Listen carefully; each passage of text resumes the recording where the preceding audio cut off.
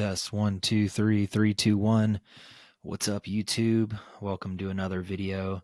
This video is for anybody that wants to listen, but this is primarily for veterans of the U.S. military and about the VA. So when you get out of the military, or like me, if you retire after 20 plus years.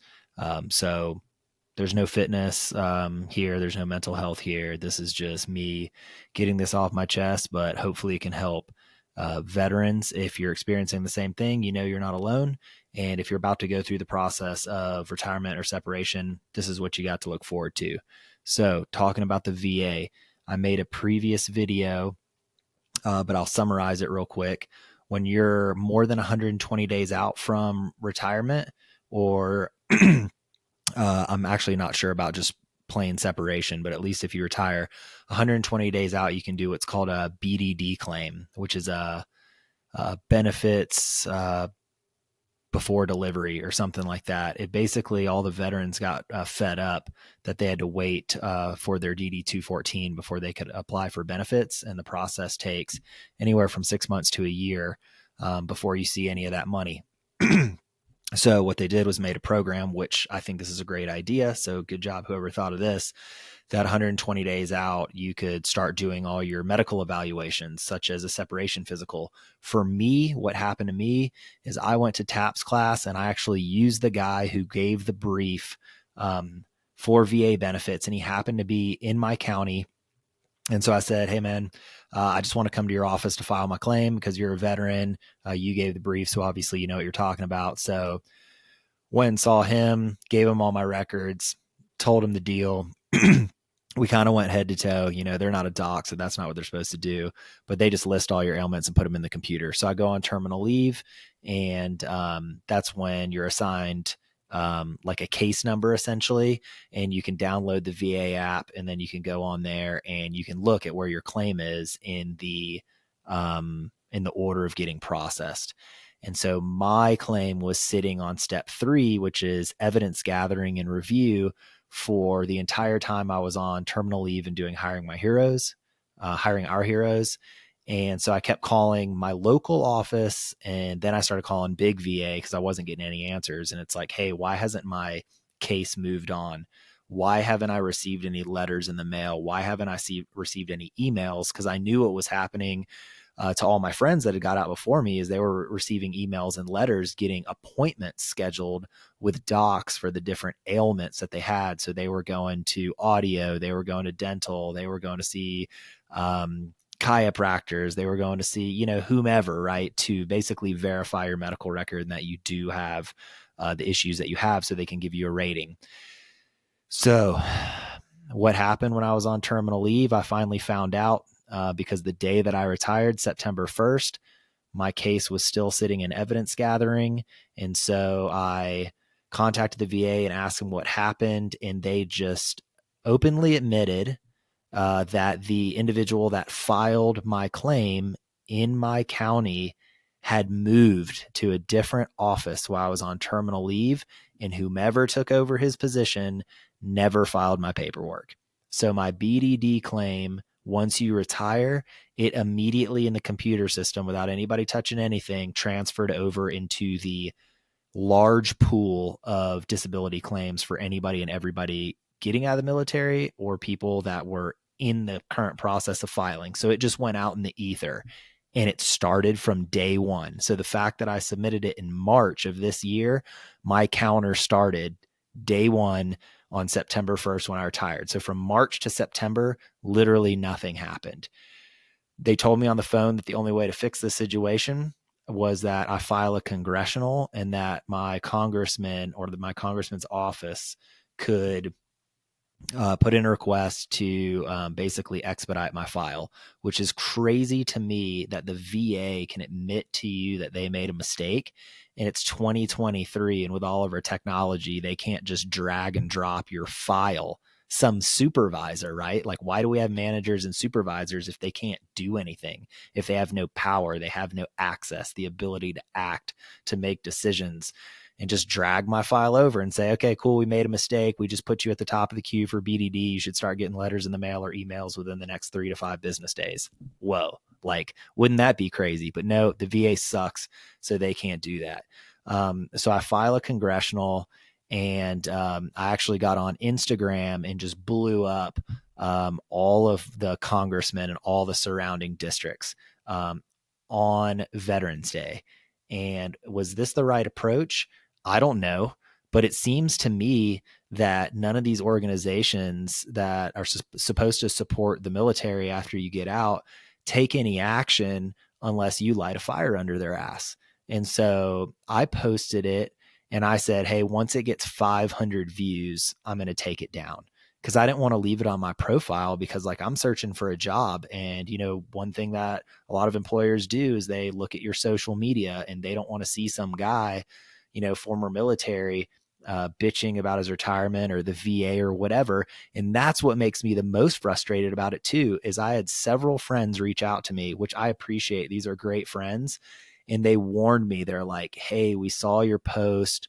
We totally get it. But maybe just for self-preservation, you reconsider like the road that you're going down. And I appreciate that feedback. And I did end up taking it down after 500 views. But here's the thing you still have to remember. People don't want to talk about right and wrong. They want to talk about who's being the asshole. Was I being the asshole? Absolutely. Because I'm now 9 months in and I'm just starting to get calls from the VA, because I'm assuming that the congressional worked, and things started to move. So I think it had some effect. But once again, getting back to right and wrong, we live in this crazy society today where you can have two opposing, not even opinions, because opinions are just opinions. That's not fact. So there's never going to be an argument where two people with two diametrically opposed opinions where it's just going to end and the other person's going to be like, okay, it's over, you win. There is no winning with opinions, and I don't think there should be. But when there's a process that's supposed to occur and the process doesn't occur, that's very simple. That means somebody that was in charge of that process didn't do their job, i.e., they transferred to a new job and never gave my file. They never gave a pass down to somebody else. And so my file just sat there. And I'll tell you at the end why I'm so frustrated about that. So now part 2 of this is, the first thing is I get an email saying, hey, the company's called VES. They're a contract company. We contract everything out. They're like, you're going to get a phone call for a record review with a doc. And so I was like, roger that. I get my files ready. I log in at the time that I'm supposed to log into. And when I log in, the lady was very pleasant. And, you know, because now you're not talking to the contractor, you're talking to who they contracted out to. So it's just this massive web of like never getting to the person that you really need to talk to figure out what's going on. And she's like, okay, so you know why you're here today? This is your mental health screening. And I'm like, what? Mental health? I thought this was a record review. She's like, no, this isn't a record review. This is for your mental health stuff. And so I'm going to have to ask you some difficult questions. I'm going to have to poke and prod. And look, I have no problem with that, because I've opened up before about my experiences that I've had in the military over the last 22 years. But when you're like not prepared for it and just think that you're going to be doing a record review like mid-afternoon, and this lady's about to start asking you about like friends that you've lost in the military, combat environment, trust and mistrust of military chain of command, stress of the multiple deployments that I've done, and different things like that. Like, that was just like, whoa. So anyway, I did it and I made it through it. And 3 days later, I'm at the gym and it's like 7 p.m. I'm at the gym and I get a call, and I've been trying to pick up every call that I get just because, you know, of employment, in case it's like a prospective employer, so I can just be on the jump and answer my phone. Cause usually in a workout, I'm not going to answer my phone. Well, I answer it and it's a lady who's like, hey, I'm from VES and I have these appointments and I'll listen very closely how this happened. She goes, I have some appointments that I need to confirm with you, appointments that I need to confirm. So I immediately stop her, right? Because my heart rate, whenever I'm now talking about the VA or anybody with a VA, goes from like 0 to 100 million in like 2 seconds. And I'm like, whoa, whoa, like confirm what? I haven't gotten any emails. Nobody's called me. I haven't got any letters in the mail. Is this the scheduling process? And she's like, no, I'm not scheduling. I'm a contractor who contracts out from VES to scheduling. Then from scheduling, it comes to me. And then I confirm with the member whether they're going to be able to make the appointment. And I'm like, okay, so this isn't scheduling. You're going to tell me when I'm going to show up. And she's like, yes, these are the dates that I have. So one, this was already just red flags for me. I'm glad that I'm getting help, but it's like, you mean to tell me, and she said this multiple times in the conversation as I was getting hot. She's like, once the VA starts processing these claims, they have a timeline and they like to be as expeditious as possible in closing these out. And I was like, just stop for a second. I know you're a contractor, but you don't even know what's been going on. You're the first person I've heard from in 9 months about scheduling something. And now you're about to tell me the dates that I need to show up. Like I don't have a life. Like I don't have a job. Like I'm not going to school. And oh, by the way, it's around December. So she does throw out a couple dates for a couple different docs. And luckily they worked with my timeline early in December. But then she starts throwing around dates that are plus or minus 3 days from Christmas. And you know what everybody does during Christmas? They travel. They go see friends and loved ones. If I was in town, I would make the appointments. I would still be flustered about going on Christmas Eve to go to an appointment. But I told her, I was like, look, I'm going to be out of town. And she's like, well, when are you going to be out of town? I was like, I don't know. I haven't scheduled it yet with my wife and my kids, but we're not going to be here. And the reason we haven't scheduled it is because we're not flying, we're driving, so we can leave whenever we want. And she was like, well, I have to let you know that with these appointments, you can only cancel once. And I was like, wait, this isn't a cancellation because I've never even scheduled anything. You're calling me at 7 p.m. to tell me where I need to be plus or minus 3 days from Christmas, which, oh, by the way, my wife's birthday is on the 20th. My mom's birthday is on the 24th. And I'm going to be driving out of town across multiple states for holiday. And you're telling me now you're giving me a shot across the bow that they only allow one cancellation. Could the VA scheduling in the disability process, the claims process, be any more fucked up? Yeah, it actually could, because it gets worse. And so I end up telling her, hey, I don't know the dates I'm going to be gone, but even more important, I can tell you the dates that I'm going to be here. So why don't you put a note in your computer system and tell them this is when I'm going to be here. And so she's like, okay, I'm going to put it in. And I'm getting pissed because like I'm literally on the lap pull down machine. And I don't like when people on their phones trying to work out, but like this is really important. So I'm like trying to finish the conversation, get the scheduling done. And oh, by the way, with the cherry on top, the last thing is that when I transferred from active duty to reserves, somewhere in the system, somebody fat fingered my birthday. So instead of my birthday being month, day, year correctly, they put it in the sequence of day, month, year.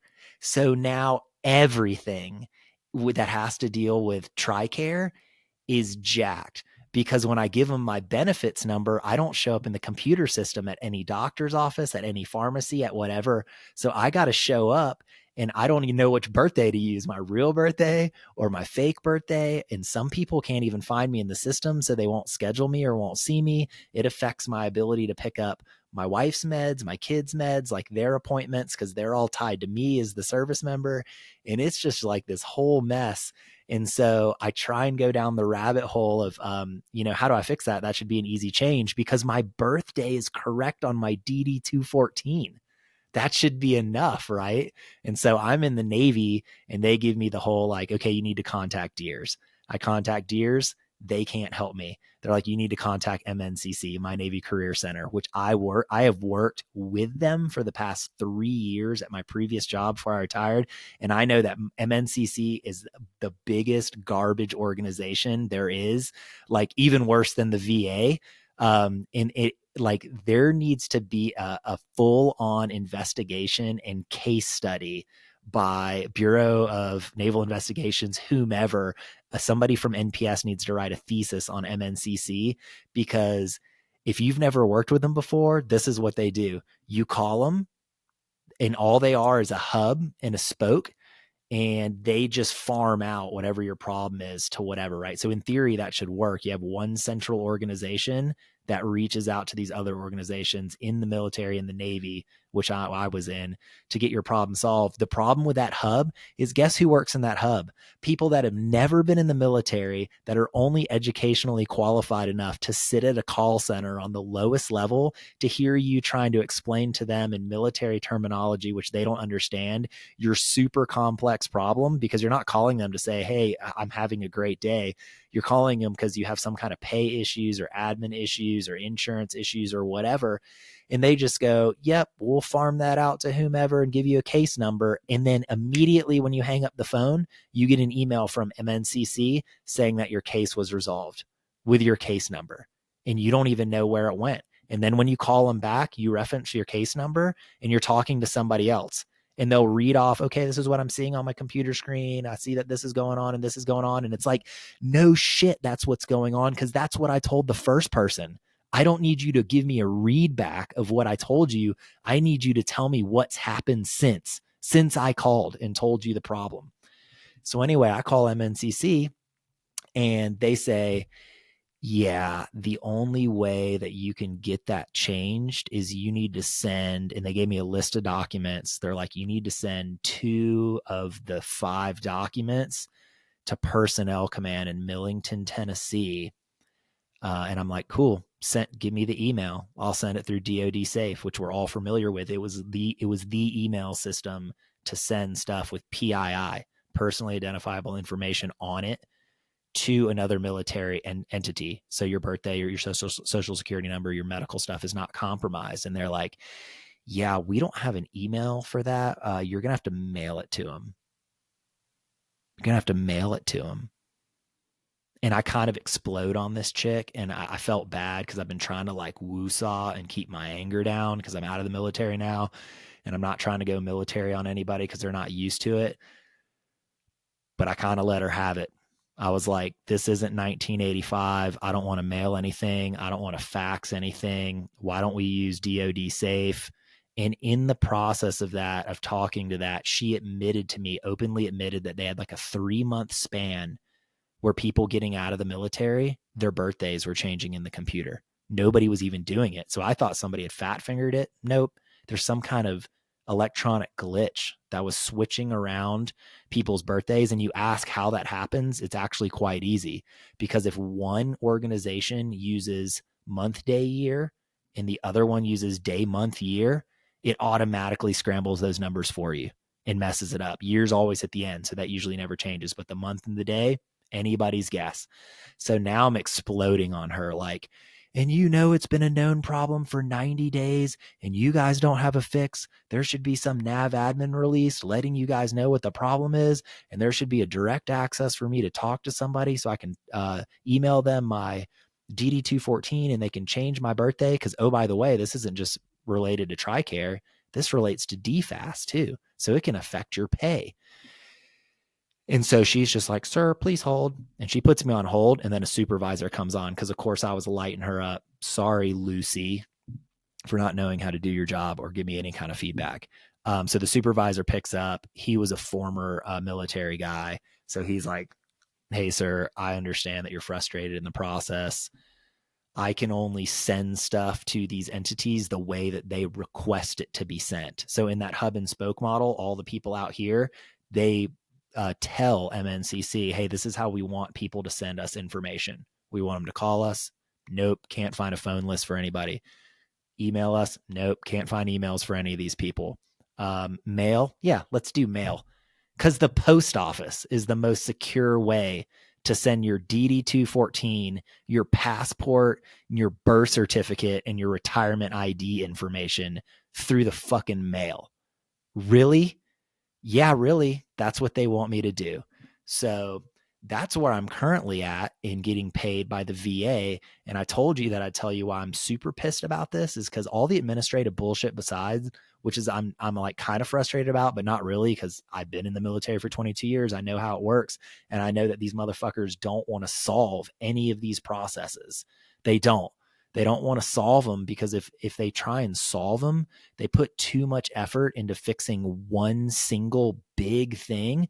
And then at the end of their career, they only have one bullet item to write down on their fit rep or their eval, which doesn't look good. So they'd rather go out and fix 90 worthless things and write all these like minuscule policy changes that don't impact anybody except their command. And they're not really helping big Navy. And this goes for your branch too. Like, we know how this goes. People get in a 3-year rotation and they have to decide, what are the things I'm going to try and work on and what are the things I'm going to try and not. And if it's one of the things that is like an institutional correction that is pushing back too hard on the institution itself, such as if somebody at Millington, Tennessee at PERS said, hey, there needs to be an investigation in my Navy Career Center on why every single phone call, they immediately auto-generate an email saying that the case has been solved. And then at the end of the FY, they say that they have like a 98% completion rate within 72 hours. And it's based off of those emails. It's not based off on any data that the problem has been solved.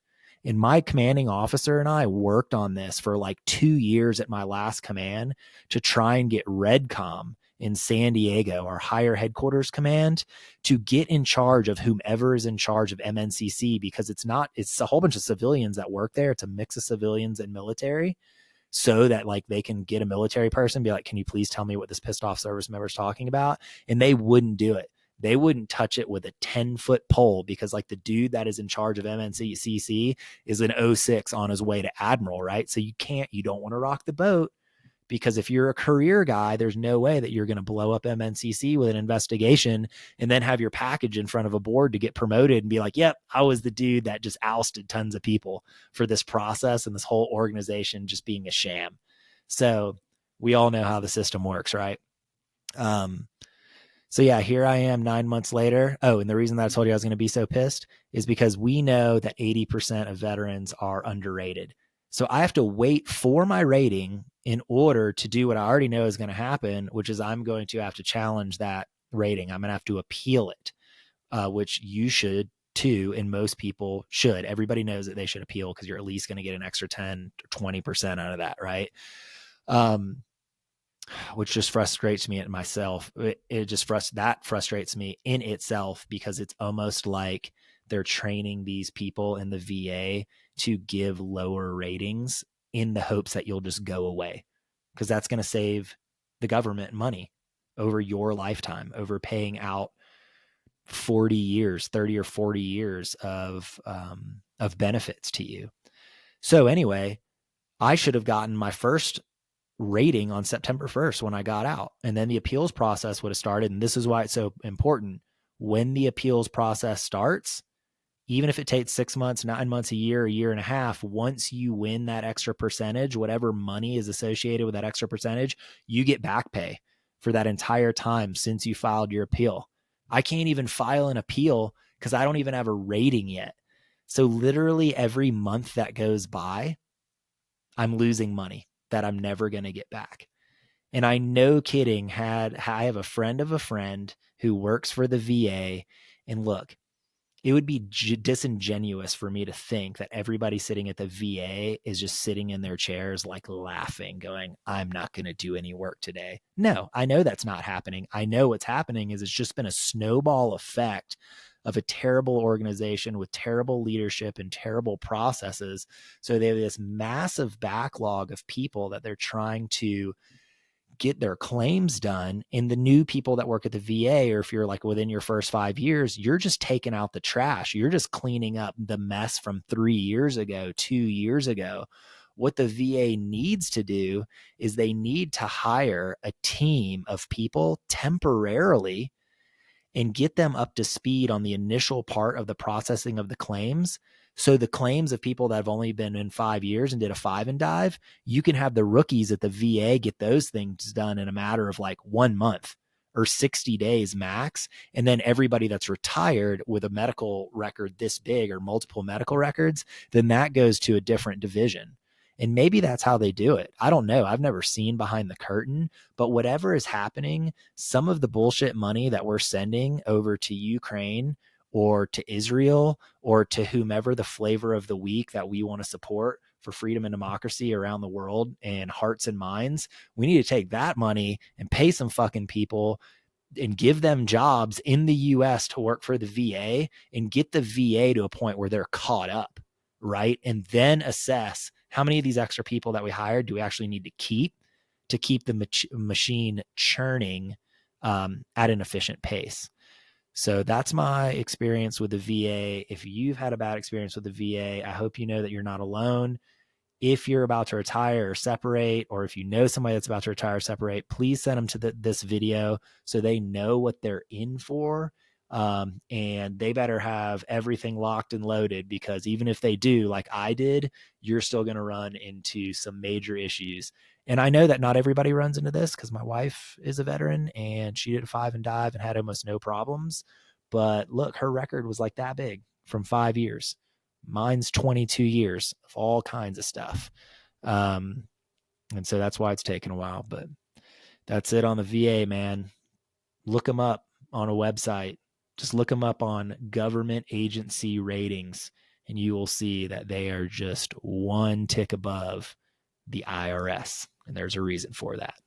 See you next time.